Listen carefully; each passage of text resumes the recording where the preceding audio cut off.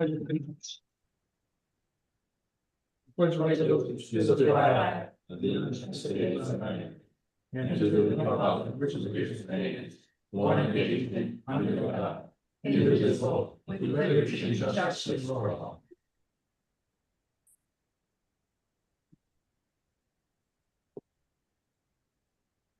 Okay, I need a motion to adopt the agenda for the workshop. Motion to adopt the agenda? Do I hear a second? Second. All in favor, say aye. Aye. So passes.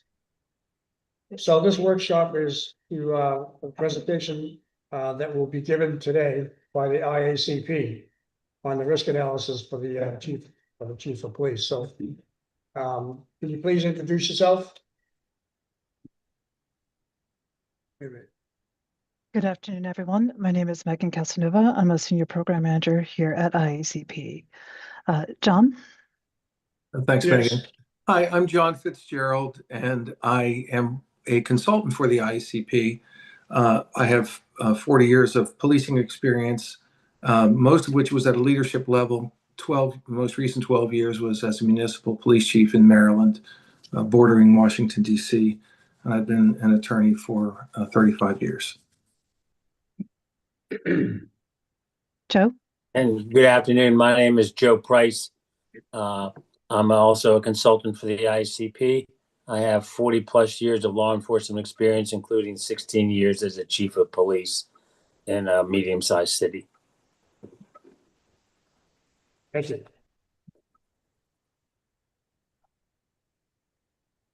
Okay, one of you going to make the presentation? Yes, I will go ahead and share my screen if I could be allowed.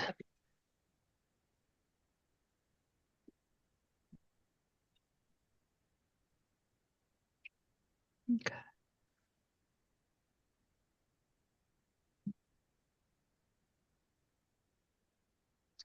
All right.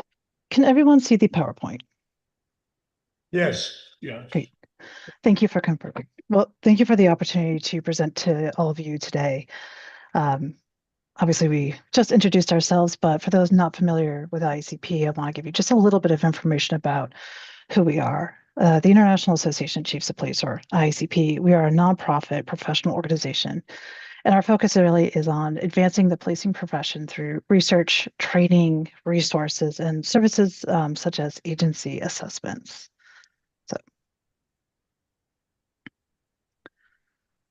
But let's begin.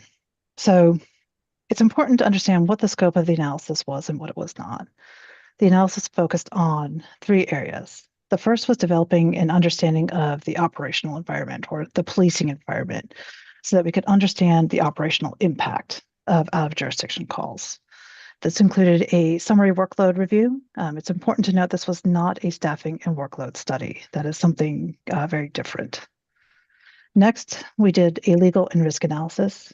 And third was identification of risk mitigation strategies.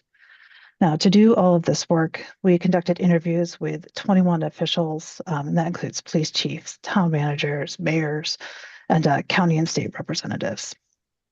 We also reviewed calls for service and other agency data, and we did an analysis of statutory and case law to really understand and identify the impact of the out-of-jurisdiction calls. And lastly, we did some research into how some of the surrounding states address similar issues.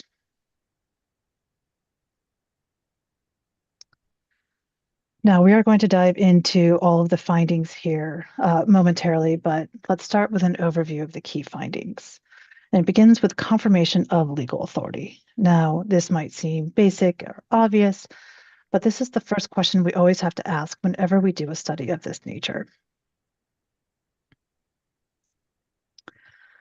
Second, for the out-of-jurisdiction responses, it does represent a modest or moderate impact to the department's overall workload, but it also represents a disproportionate share of high-risk incidents. So a number of those high-risk incidents that they respond to do occur outside of the town.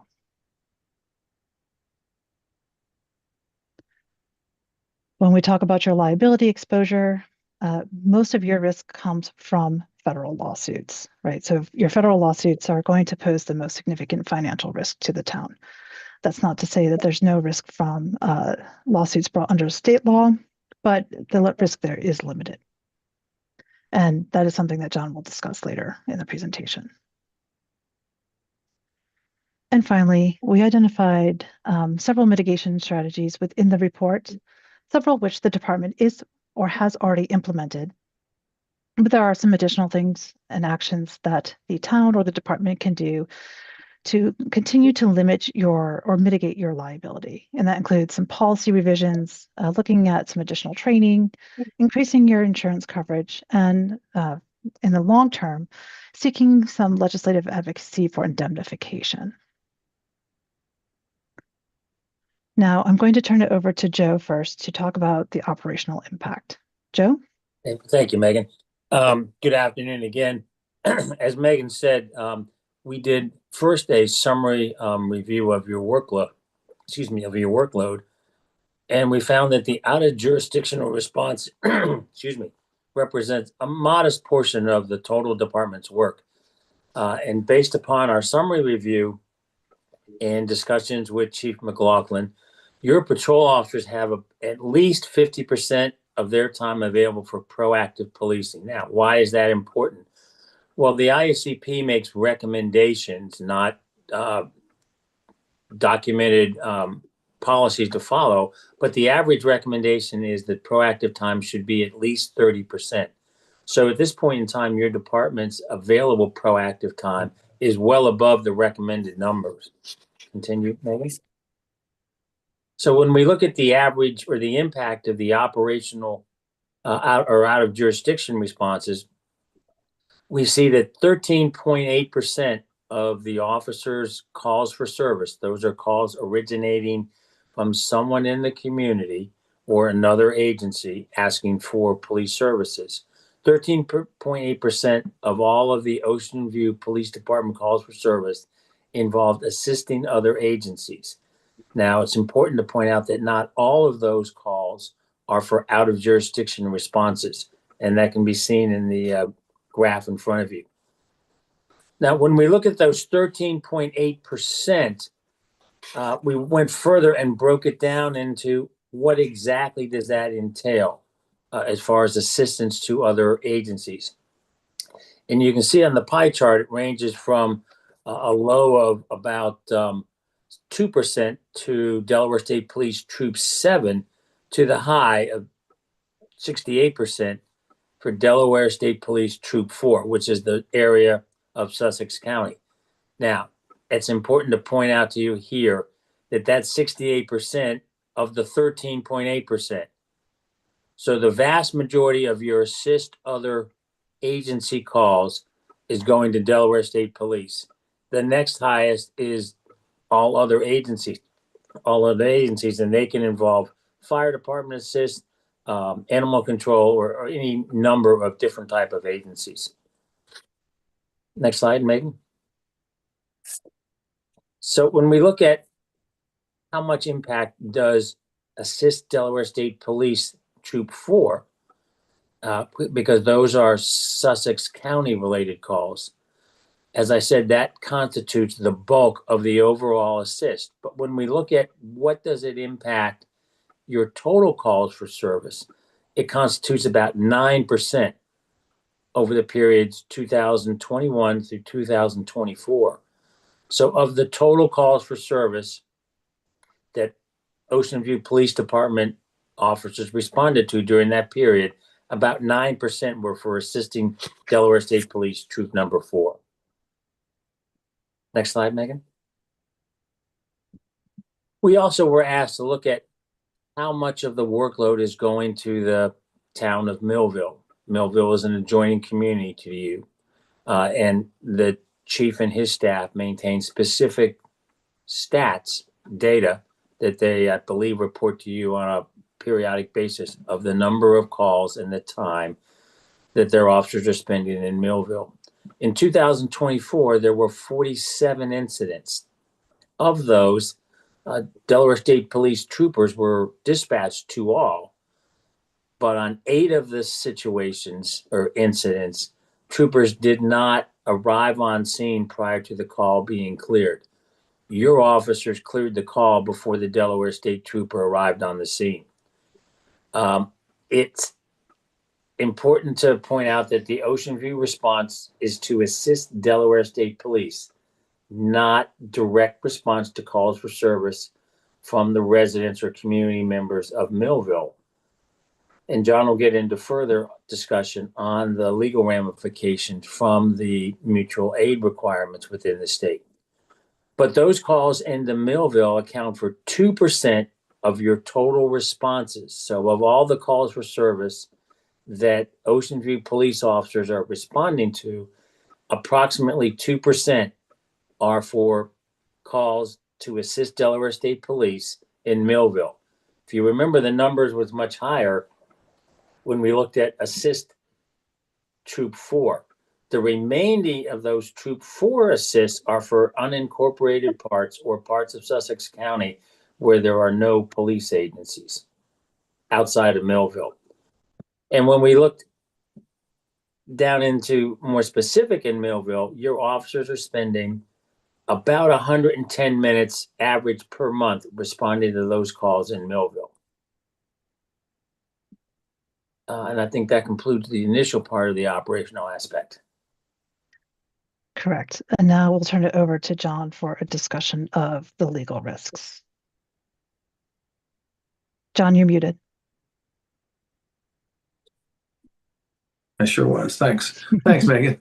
So it's our pleasure to be here with you, and we've put a lot of work into this. And I just want to start by saying that the town manager and the chief of police have been very much available to us, and they've been strong advocates for the town of Ocean View. So we wanted to make sure the elected officials understood that your hardworking staff has really been helping us and also been working in furtherance of the town, and that's a good thing.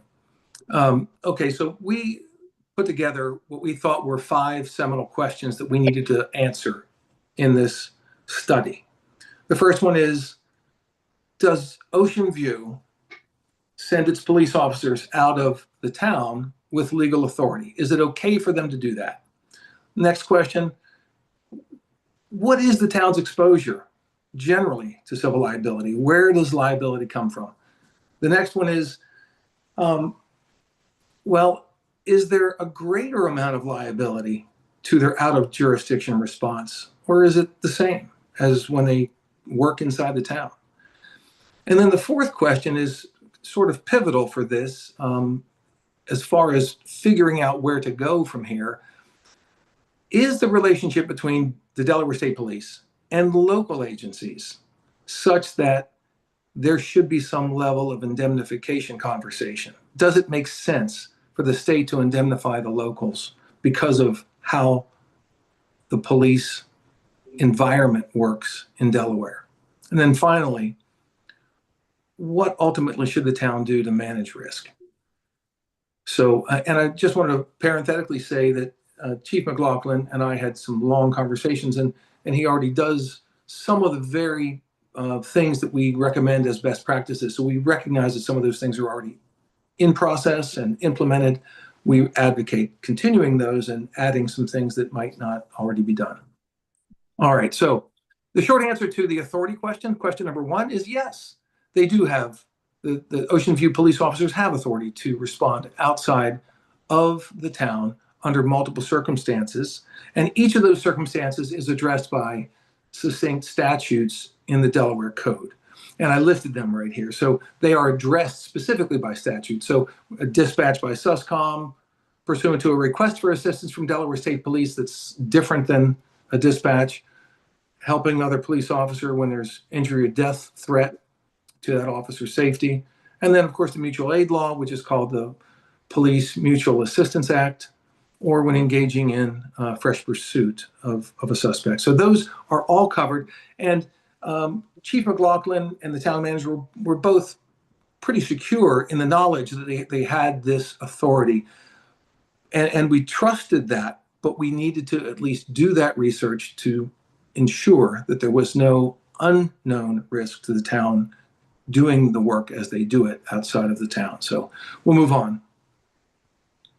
All right, so where does liability come from? So if the town is sued because of, let's say, the conduct of a police officer, there is no statute that requires the receiving jurisdiction, whether it's the town of Millville or an unincorporated area, or whether it's the state police. No other jurisdiction is required to indemnify the town of Ocean View when its officers are sued for conduct that occurs outside the town. Ocean View essentially has the responsibility to defend the cause of action the same way it would if the event occurred inside the town. Next. Okay, and so then there's two flavors of lawsuits, if you will. One is a state claim, a state lawsuit, and the other one is a federal lawsuit. And the state has some very strong statutes that suppress suits initially, and at least generally. In most circumstances, they allow it for some circumstances. And those that they do allow are capped so that the award can only be limited. So there's a general immunity that says you can't sue except in certain circumstances. And the most applicable one on the list of 3 items in the statute is driving a car or driving some motor vehicle. So when the police officers respond to calls or simply driving from one place to another, if something happens and negligence is alleged, there is a possibility of a state lawsuit. And then finally, the other way that the state law limits risk within the state against government agencies is to cap the award that someone that wins can receive. So the maximum number of dollars that a plaintiff can receive if they win a lawsuit is $300,000, or if the town, let's say a municipality is insured for $1 million, then it can be up to $1 million. So whatever's greater, 300,000 or the maximum limit of liability insurance carried by the government. Next. All right, the bigger risk that is federal versus state clearly is federal.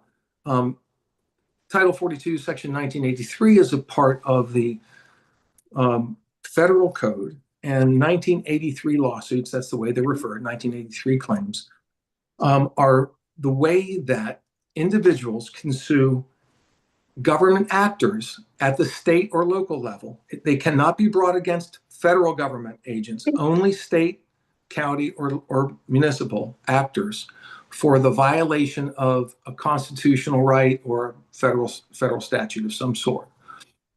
Now, these types of lawsuits are to individual police officers.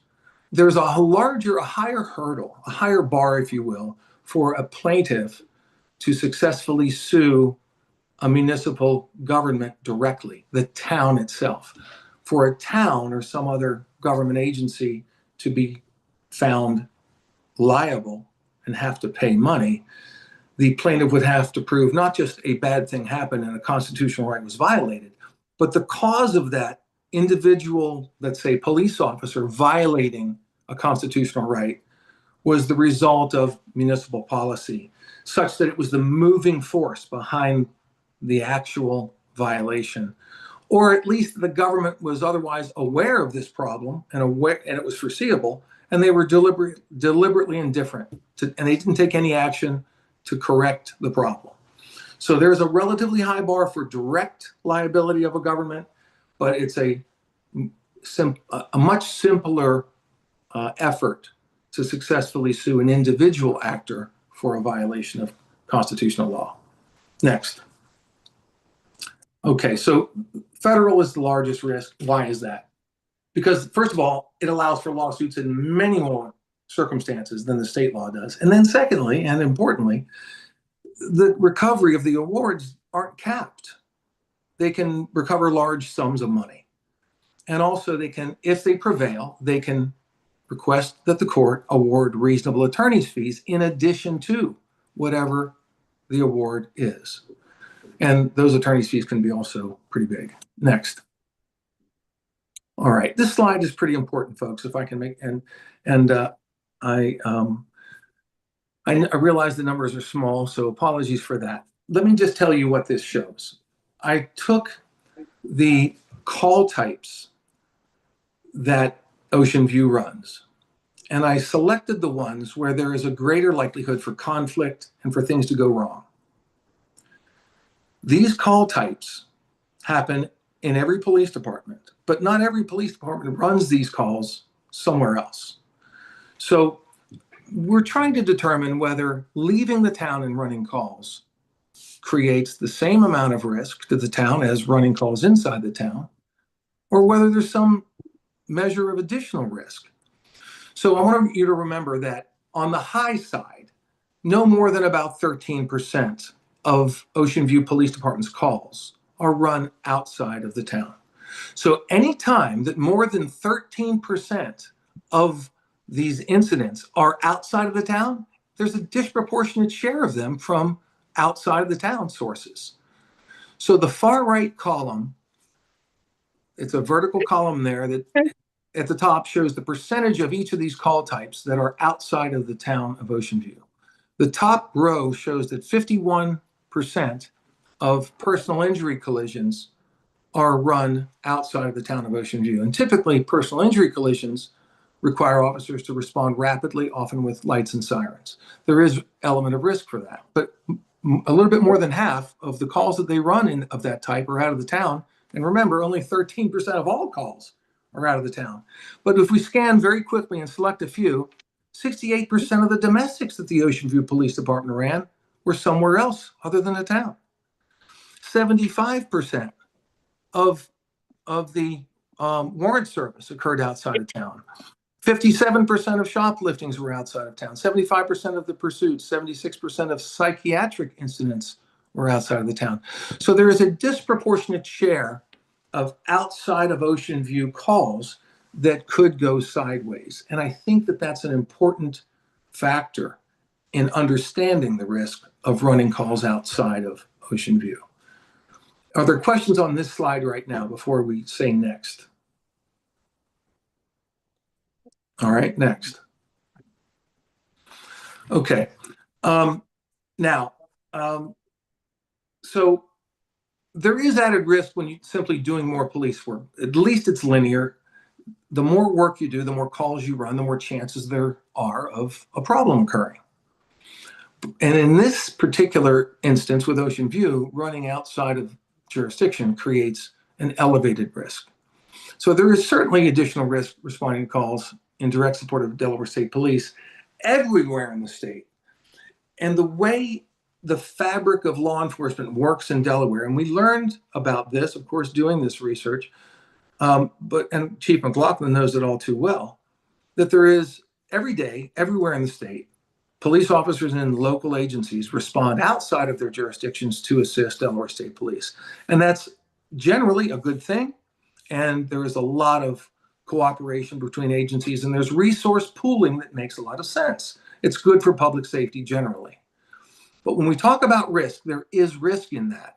And the way the Delaware State Police relies routinely, daily, on local agencies and dispatch them, actually tell them to go, is different than in many states.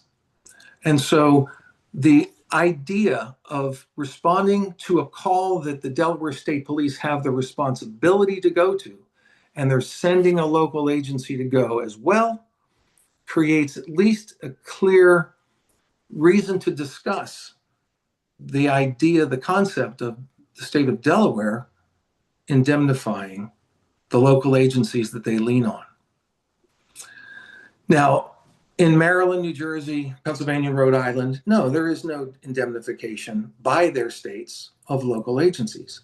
But none of those states dispatch the local agencies and essentially direct them to leave their jurisdictions on state police related calls.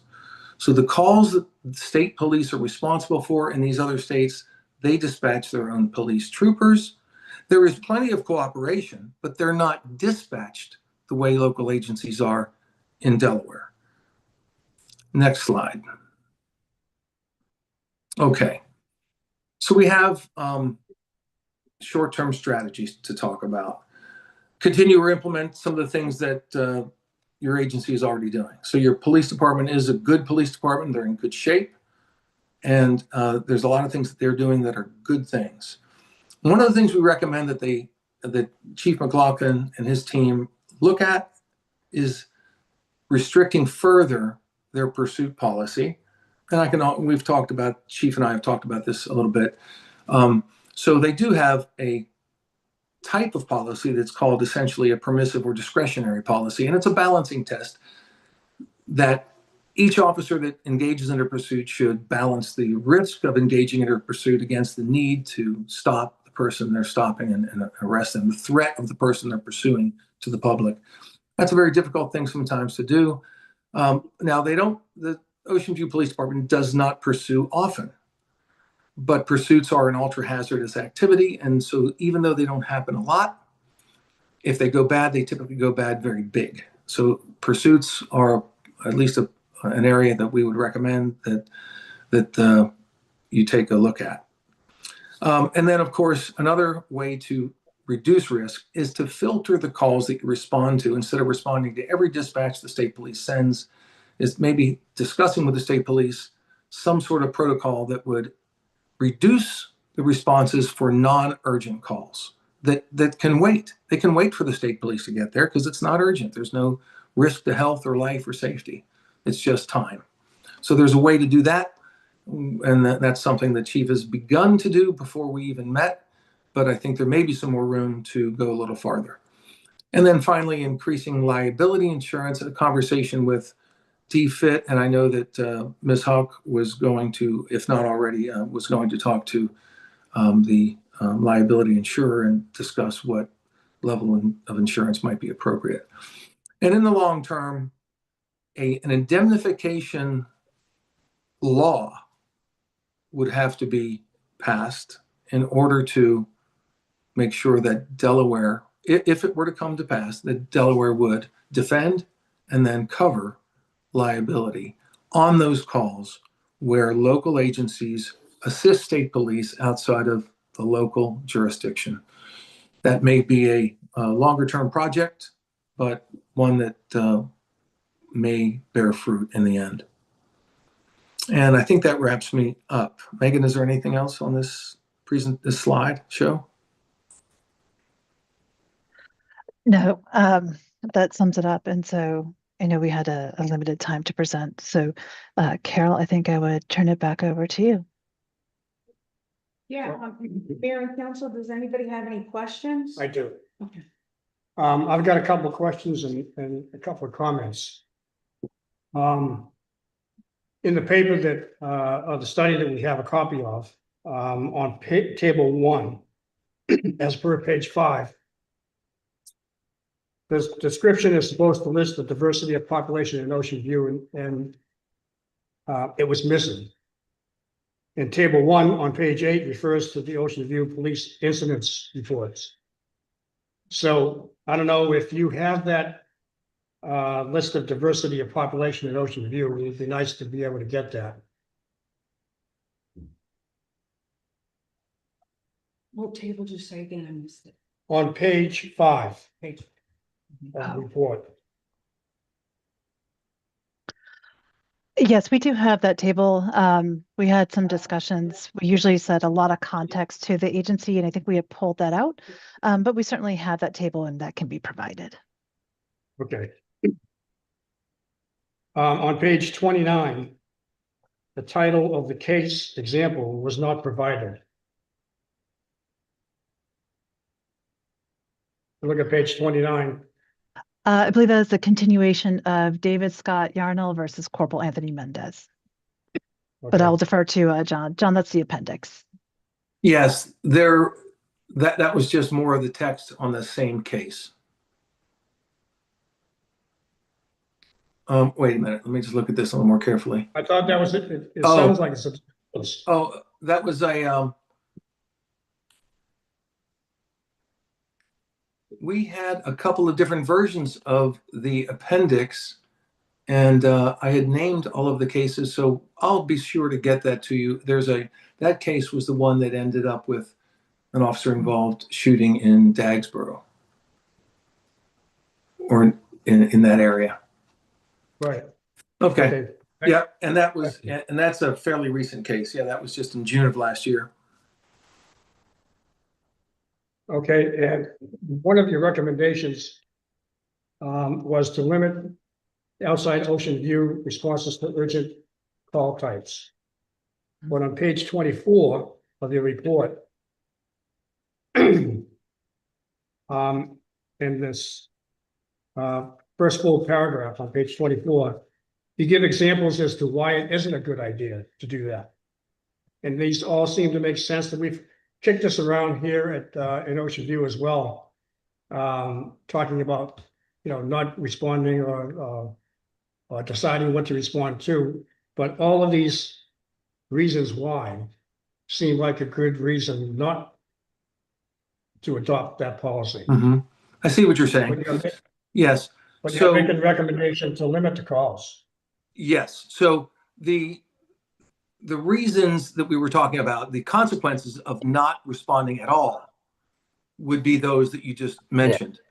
But we were talking about filtering the calls and going to the Tailoring response. yes, reducing some of the calls that are non-urgent, and we would still continue to respond to officer in trouble calls, domestic violence in progress, personal injury collisions, and things where health, safety, or some other public safety risk would be ongoing, so that it would require a discussion with your allied agencies. We would continue, the Ocean View Police Department would continue to respond. It would just not go as often to some of the calls that wouldn't be as high priority. So those two things can both live together. Okay, thank you. And the last issue is on liability insurance. If the state of Delaware has a cap on the total amount that can be earned, or which is $300,000, or whatever our upper limit is, why would we want to take out more insurance if the cap is at $300,000? Because the federal lawsuits could be $10 million. Your insurance would cover you regardless of where the lawsuit came from. And if you had a greater level of insurance, you'd be insulating yourself against large awards from a 1983 action. That's your largest exposure. Okay, thank you. Mhm. Any other comments?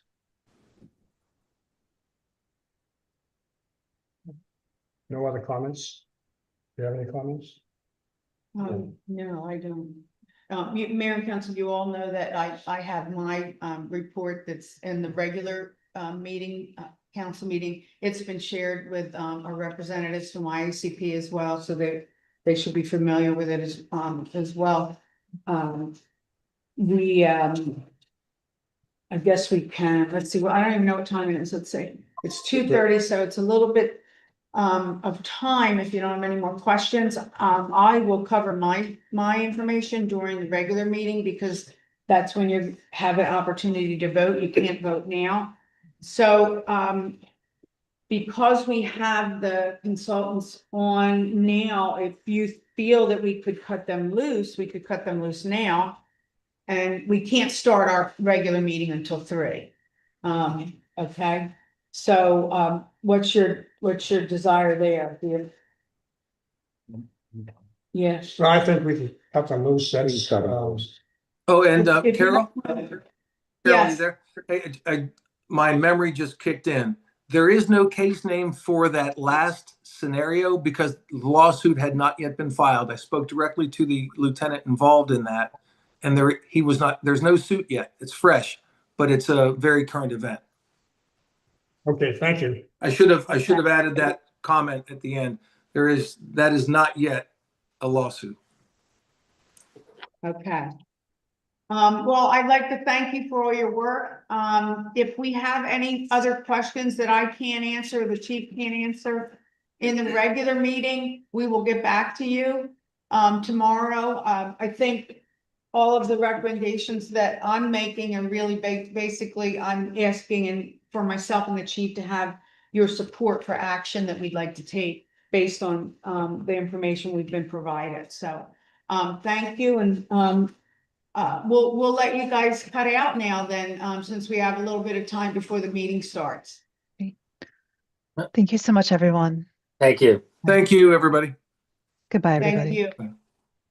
And, Tanner, if you wanna come back in at 3, Russ, is that okay? You can come back in at 3 as well? Okay, great. Thanks, Carol. I appreciate it. Thank you. All right, at this point, I need a motion to adjourn the workshop. I'd like to make a motion, we adjourn the workshop meeting. Second. All in favor? Aye. So passes. Meeting is adjourned. Thank you. Okay, free time. I'll give you a time limit pretty soon, so. Bonding settlement